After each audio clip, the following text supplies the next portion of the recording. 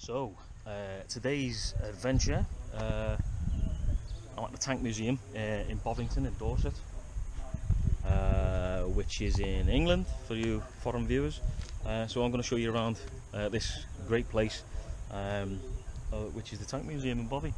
Loads of tanks, Chieftain, T-55, all that type of stuff. There's literally, and they've even got Fury in here, the original Fury tank from the movie Fury with Brad Pitt in it. So we're going to go in, have a look around. This was 20 years ago, in 1998 when I joined the army. This is where I done my basic training, well, my phase 2 training on Challenger 2, which is what I used for 20 years.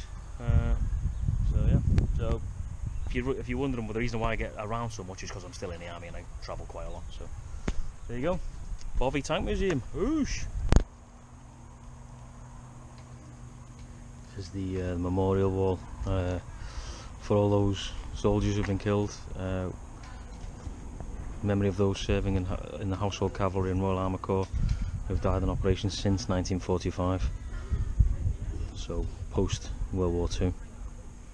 Two of my friends are on here. Two lads I served with.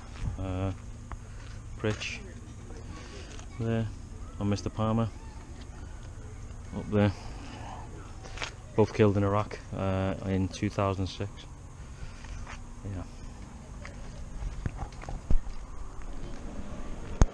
So this is the museum, or one of the exhibits in the museum. I think, maybe right outside of the US, this is the biggest museum in Europe, I believe, for tanks. Go down and check it out. Well, the first ever tank was made around about 1914-15, made, not put into service, and that's it there, the Mark 1 Willie's tank. I don't know if Willie owned it, but that's Willie's tank right there. And that was the sort of father of all tanks from there. As you can see, it doesn't have a turret. It's got loads of track. Yeah, it's got tracks, and it would have had machine gun ports and stuff like that, but it doesn't have a turret as such.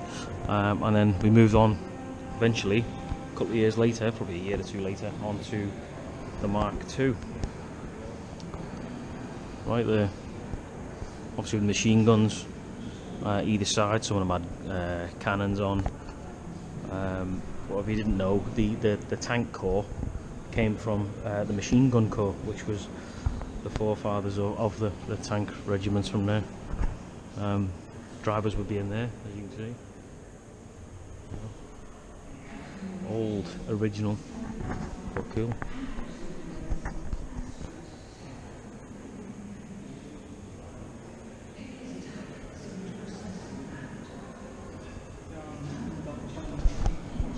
A lot of noise, a lot of bloody mess. As you can see, look, this one's obviously been hit a couple of times by the Germans, firing at it. One down there, one there.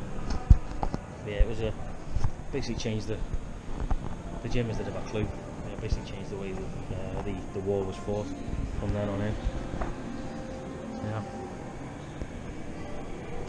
And then obviously over time, things improved. We moved on to stuff like that with a turret, sort of.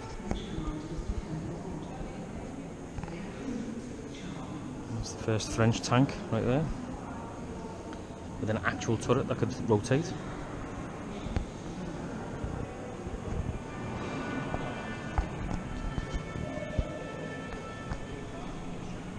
Yeah, First World War was obviously a proving ground for these beasts. As you can see, they were quite easily picked off by the Germans and just left to rot in the floor over, 100 years or so. They're still finding them now. When the farmers and stuff do their digging up places, they're still finding them. Mental. Since time went on, where we ended up in the Second World War, and I'd say the lead people for that, for tanks during the Second World War, obviously the Germans.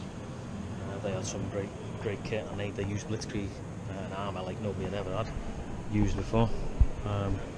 SS Panzer regiments.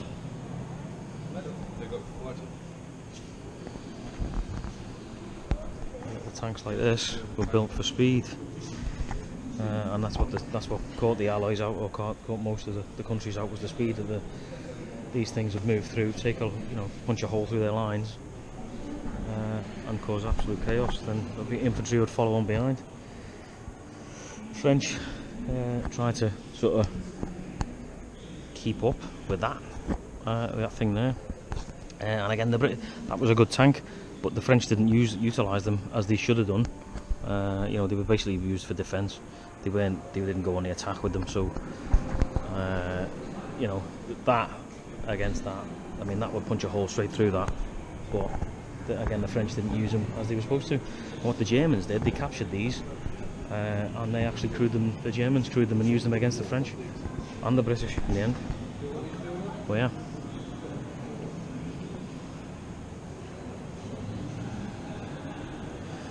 But like I said, the Germans were outstanding at making tanks, and there was one of the later outstanding tanks that they made.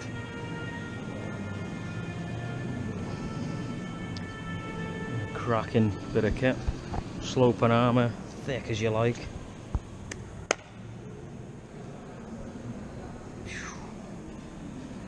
Yeah, Panther.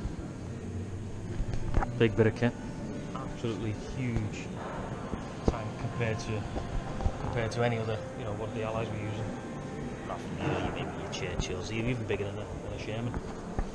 But these were hard to knock out with the 88 gun on. Yeah. Good bit of kit, just not built in enough numbers to make a total effect at the end of the war.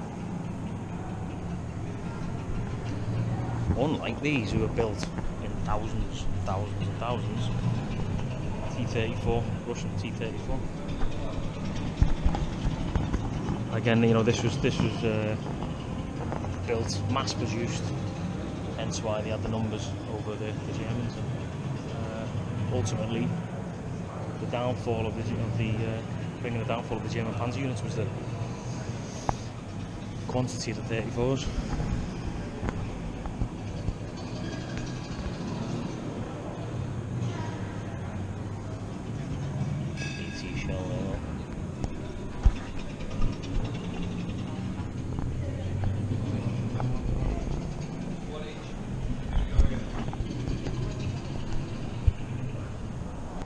You've got good experience with motor cars and mechanical things. Well, they're exactly the type of skills we're looking for. A new unit has been set up where technical knowledge will be very important. It's all a bit top secret. This is the First World War exhibit. Memory card ran out, so I had to go change my bloody memory card, so sorry about that.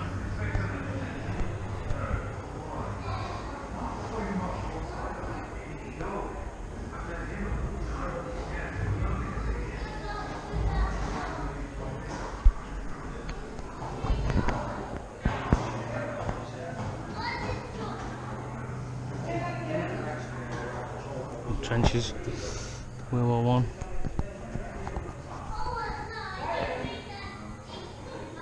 You can imagine how scary it would be if you're a young lad, 19 years old, 18, 19, sometimes younger than that, and they lied to get in, being bombed, shot at, living in here, damp, squalor,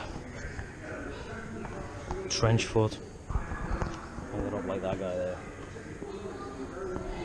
Not a way to die, that's for sure. Young men, thousands, millions of young men gone. It's about this hush-hush business. I've had the white tapes laid out as ordered, but are you sure these things can get across the trenches and over the wire? Well, if you're sure, but the ground is terrible out there. Sort of sums it up, trench warfare basically.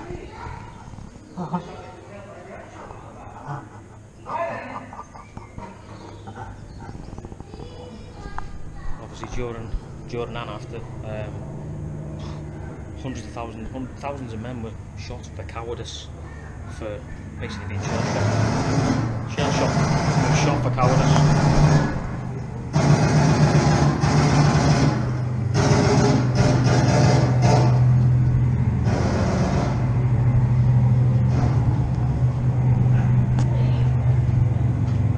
the Germans lived.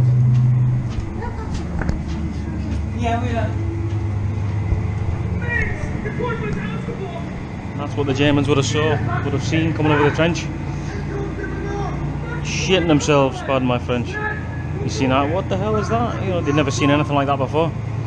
And there it was, coming to take them out.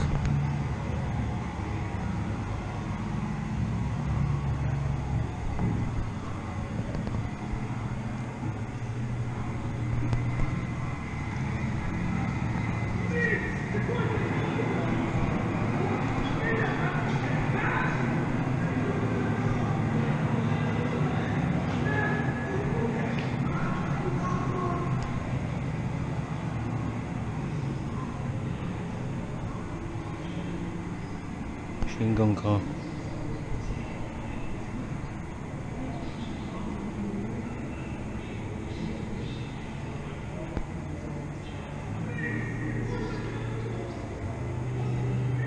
These are all original, not one of them is fake, all original.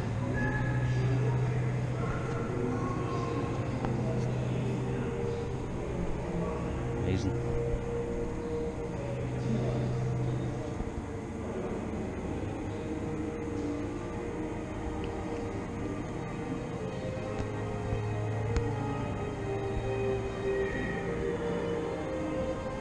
See what they had to work in. I mean, look at that. Engine right in the middle.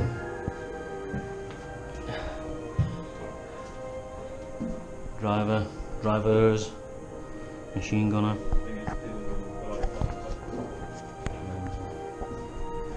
Absolutely crazy.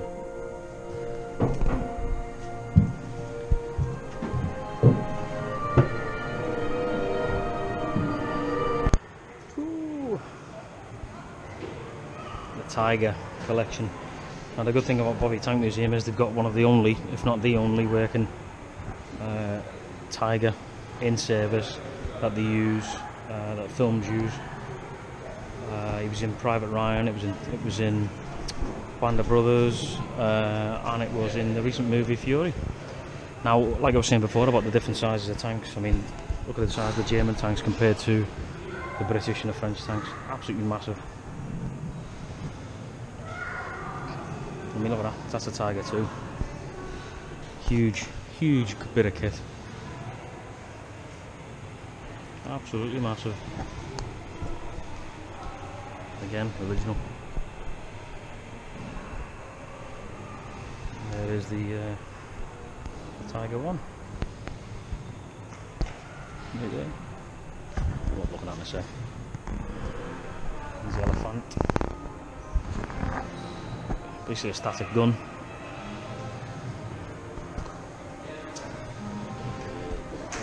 And there she is, there's the Tiger one. Out of all the movies and stuff, that's her right there. As you can see, it took a hit. If you're in World War II, it took a hit just under the gun mantlet right there. See it? It's bounced across the gun mantlet, and that's what actually took it out during World War II. And it took years for it to be brought back into service by the Bovington Tank Museum. All he did was stick an 88 anti-aircraft gun in it, and that was it. So, if you see my Normandy video, this is the tank that Michael Wittmann was in. Took out a shed load of British vehicles just after D-Day, but he was eventually taken out. But yeah, this is the one out of all the movies and films. Same thing really, and Band of Brothers. As you can see, still moves, still works. They've got the track coming in and out. All original. Exhaust to the bottom. I mean, look at the size of the tracks. Massive. Listen, no wonder the Allies were shit scared of these, pardon my French. And if you're in a Sherman, you wouldn't stand a chance against this.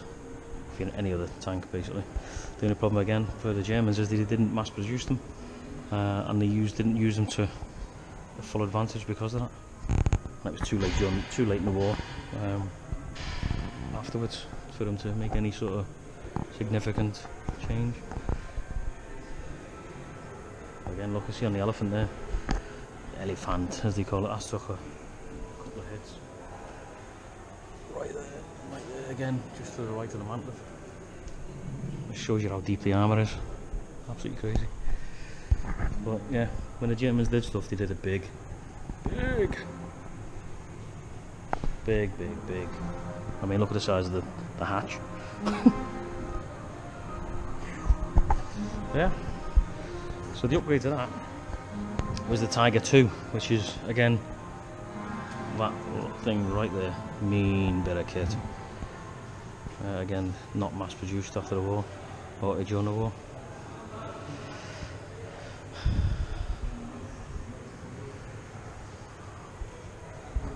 And because of that, it didn't have the desired effect that the Germans wanted. Couldn't make them quick enough.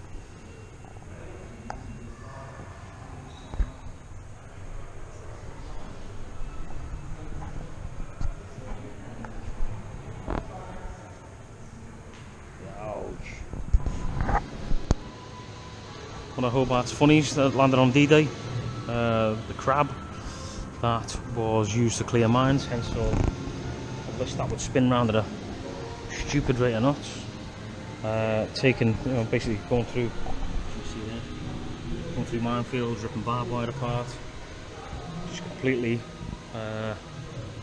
decimating whatever was in front of it. Great bit of kit for clearing mines and clearing a path for the troops.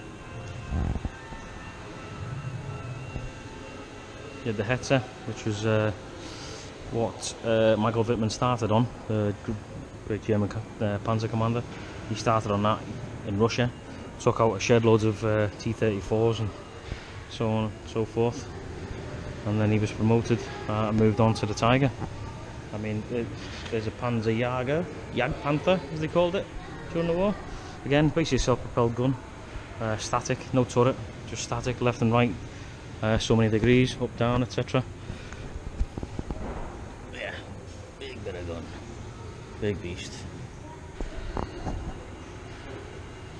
I'll move on to, if you've never heard of Hobart's funnies, basically a guy called, I can't remember his first name, let's call him Mr. Hobart, made a load of inventions to help the guys on D-Day, which I'll show you more of that in a minute. So here's another one of the German vehicles.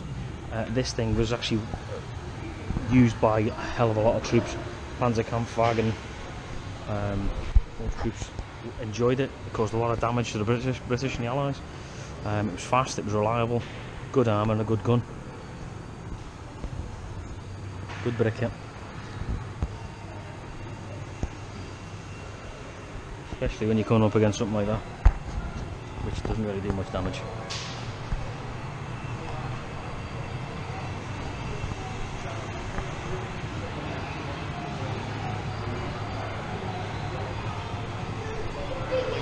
Sizes of tanks, I mean, even the Yanks didn't have many big tanks. Their biggest tank was the Sherman.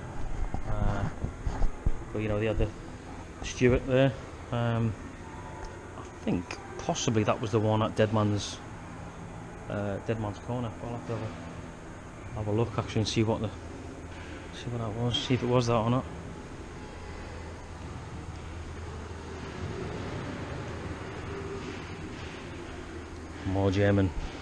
More German kit. You know, they give the Germans the dues they made. Well, not technically, shouldn't really say that. They made some great vehicles during World War II, just not enough. Fortunately for everybody, not enough. Russian heavy tank KV-1 Bravo. Again, that was used against Tigers, etc., etc., with good results. Again, because of the sheer numbers. Wildcat over there.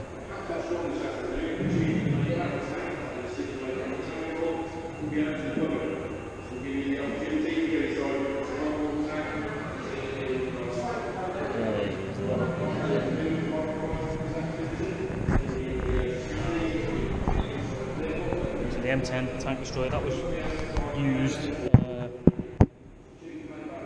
during Walls, Bastogne, etc. When they moved into where it's called light. Anyway, basically tank destroyer. It was used solely to destroy tanks, German army. So yeah, it's a good bit, as you can see. 37 mil of armour, crew of 5. Wow. A 76.2 millimeter gun. Another American tank that was used during the war, or latter end of the war. This is a Pershing. Now, I don't know if you've seen, or some of you might have seen, this was involved in one of the last engagements against a Panther in Cologne. This was the vehicle that was used to take out one of the last Panthers of the war. Not this precise one, but this was a similar vehicle. Yeah, it was used to take out a Panther in Cologne. One of the most famous battles towards the end of the war.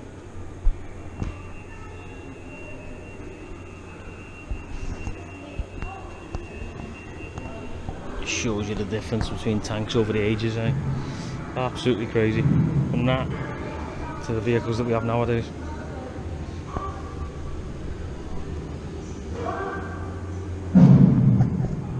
Can't go that way. No, not allowed to go that way. Got to go the other way. Stay there. Let's go. That was used again in the desert, etc. It's a good effect. Always small, the bloody things. There's a Sherman. I can't find the Firefly. The one from Fury, I can't find it. I don't know whether they moved it or what, but that's a Sherman that was mass produced, used by the Americans, well, basically most of the Allies. Good bit of kit. The Germans called it the Tommy Cooker because it would go up like that as soon as it was hit most of the time. You know, as ages went on, I mean, that Centurion, British, used by the British, sold to the Israelis, etc. Used in the 6-Day War against the Arabs by the Israelis. It's a good effect. Again, another Crusader. Crusader. Bloody hell, I'm losing the plot.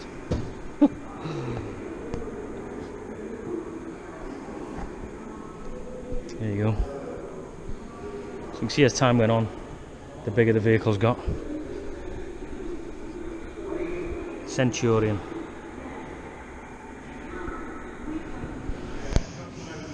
Chieftains. Challenger 1. Challenger 2. Sort of, that was used in the testing and trialing of the Challenger 2 itself. That one right there. Chieftain in the corner again, which is sold all around the world. 120mm gun. We haven't really gone off them. We haven't really gone off the 120. We still use it today. Still use it today in Berlin camo. 1-1 Billy, 7 Armour Brigade. Another Chieftain right there. And the Conqueror, one of the biggest tanks made. Huge bloody thing.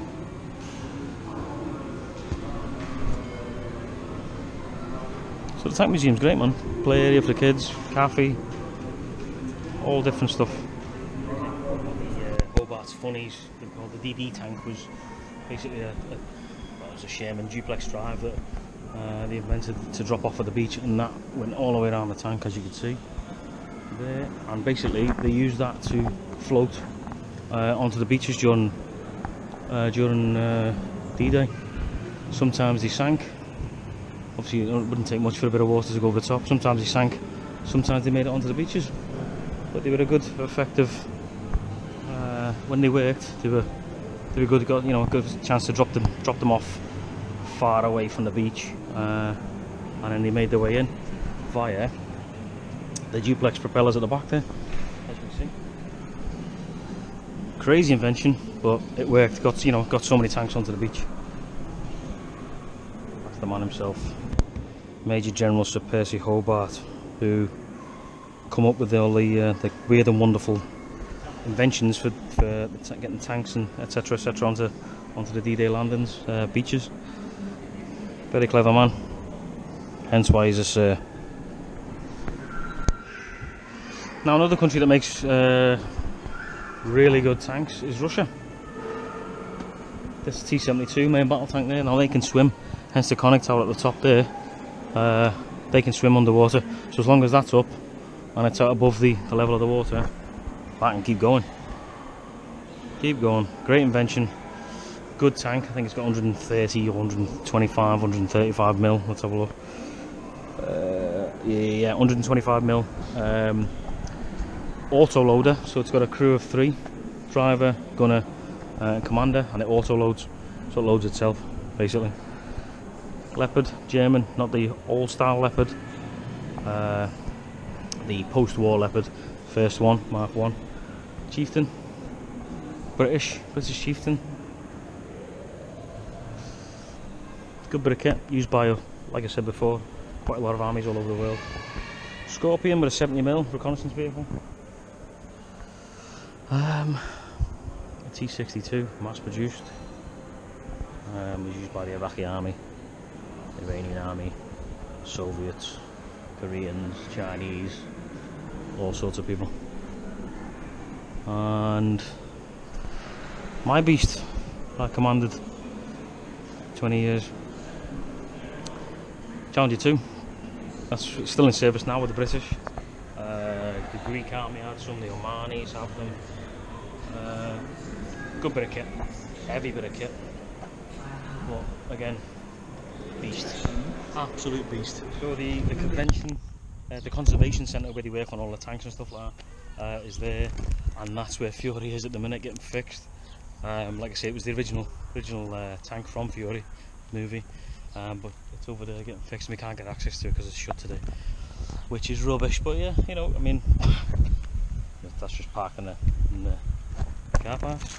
But yeah, if you're down in this neck of the woods, I would definitely recommend a visit to the Tank Museum, because it's, like I say, it's pretty cool place to come. They've got loads of stuff for kids to try out and see and do and sit in, etc. But yeah, it's a really good day out for the family. And just round the corner you've got Monkey World as well, if you're into that, if you're into monkeys. So yeah, I'm just trying to find my car. There it is. So yeah, like I said, good day out in a beautiful part of the country, down south by the coast. So once you finish there, you can have a picnic or whatever and boost off to the beach.